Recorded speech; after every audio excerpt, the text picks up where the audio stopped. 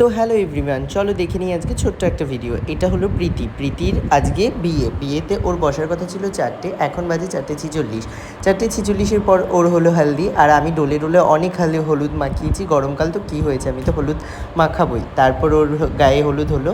গায়ে হলুদ হওয়ার পরে এইটা হচ্ছে ওর শাশুড়ি মা, যে কিনা ওকে খাইয়ে দিচ্ছিলো। এটা কোনো একটা গুরুদেবের আশ্রমের প্রসাদ ছিল।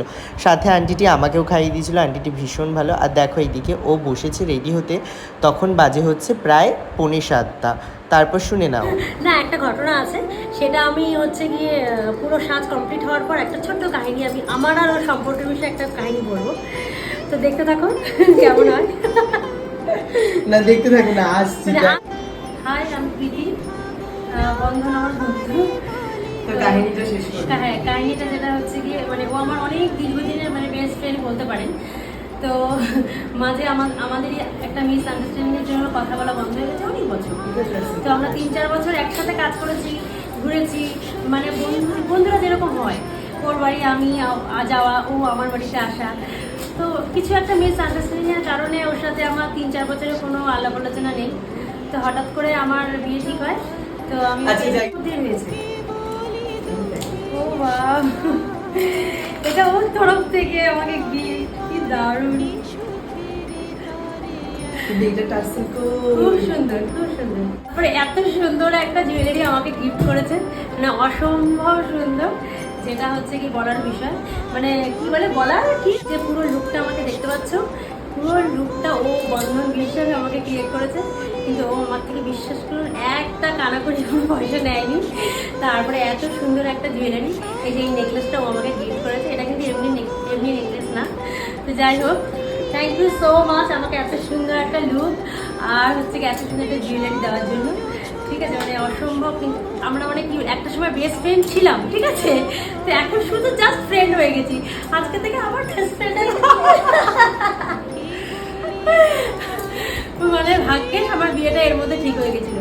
না হলে এখনো আমরা ইগোর জন্য আমরা দুজনের সাথে কথা বলতে মানে বলতাম না। হয়তো ও আমাকে বলতো, দেখ ওকে আমি কেন ফোন করবো, আমি আমার যেটা আমার মনে হয়েছিল, কেন আমি ওকে ফোন করবো, ব্যাস ফাইনালি।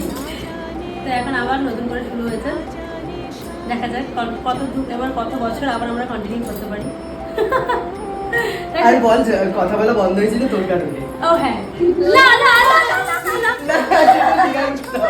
না না, আমার তোর ধরবে না, আমাকে যে মেসেজ আছে আমি কিন্তু দেখাবো, তুই স্বীকার করেছিস না? দেখে দিয়েছি। যাই হোক, কোনো না কোনো কারণ, সেই কারণটা আর আসলাম না। ঠিক আছে, অনেক ধন্যবাদ ওকে যে আমাকে এত সুন্দর একটা লুক দেওয়ার জন্য। আমি অনেক আজকে লেট করে বসেছি।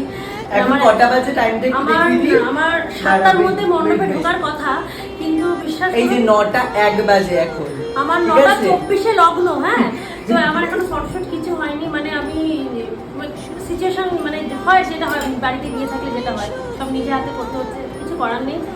তো আমি সবাইকে তাড়াতেই সাজাতে গেলে আমি নিজেই মানে বোকা হয়ে গেলাম আজকে, কিছু করার। মা ওয়াও, কি দারুণ লাগছে তো আমাকে, আমি আয়নাতে এতক্ষণ পর দেখলাম। ও হ্যাঁ, তোমরা ভাবছো যে ওর বিয়ের দিন শাশুড়ি মা কী করছে? হ্যাঁ, কারণ হচ্ছে ও ছোটো থেকেই ওর মা নেই, তো সেই কারণে একসাথেই ওদের বিয়েটা হচ্ছে, তাই কারণে। আর ও সত্যি ভীষণ ভাগ্যবান যে এরকম একজন শাশুড়িকে ও পেয়েছে।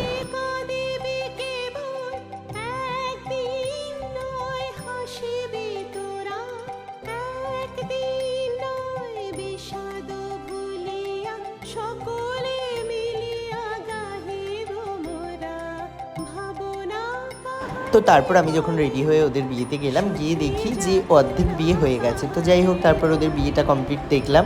তারপর আর দেখো, তখন কিন্তু অনেকটাই রাত হয়ে গেছিলো। এই গরমের মধ্যে ওখানে এসি ছিল না, কুলার ছিল না, কিন্তু ওদের মেকআপটা যেই কে সেই ছিল। কারণ হচ্ছে ও আমি যা যা বলে দিয়েছিলাম সেগুলো মেনেছিল। অনেক ব্রাইডরাই সেটা মানে না, আর না মানার কারণে মেকআপগুলো উঠে যায়, তখন দোষ হয় মেকআপ আর্টিস্টের। কিন্তু ওর কিন্তু পুরো ঠিক ছিল। কেমন লাগছে